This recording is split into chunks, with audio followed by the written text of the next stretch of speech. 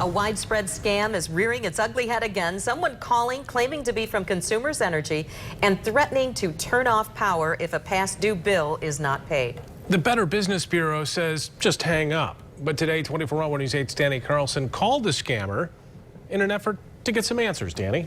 Well, Brian and Sue, I can tell you that the guy was definitely surprised that I was calling him instead of the opposite. But you know what? He never denied anything, even after I told him that it was his number behind the scam.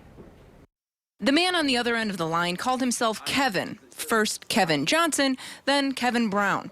He told Deb Haverhals of Modern Hardware on Kalamazoo that their Consumers Energy bill was delinquent, meaning their minutes of electricity were numbered. They want you to get into this panic mode. Haverhals knew enough to ask some questions. How much? What's his name? And she said there were some warning signs. When somebody's talking to you and you can hear people in the background, you know, saying the same stuff to somebody else, that's not typical either. She hung up, called Consumers, and figured out it was a scam before any harm was done.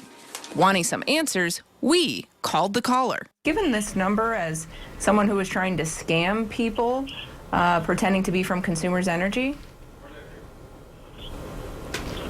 I'm saying, man, you called my cell phone number, man. The voice never denied anything, but made it pretty clear he didn't want to talk to the news. We're doing a story on this tonight. I am recording this just to let people know we called this number because it's been put out as this phone number is trying to scam people pretending to be from Consumers Energy.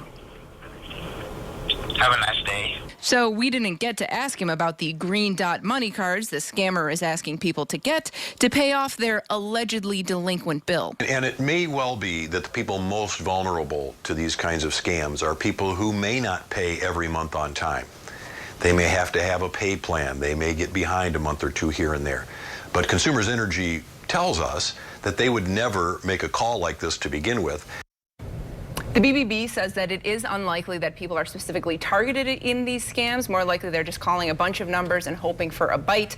And again, we are told Consumers doesn't accept green dot money cards, and if they are planning to shut off service, they send a letter and then they send a second letter and then they give a phone call to make sure that you got the letter. So it's definitely more of an involved process. Yeah.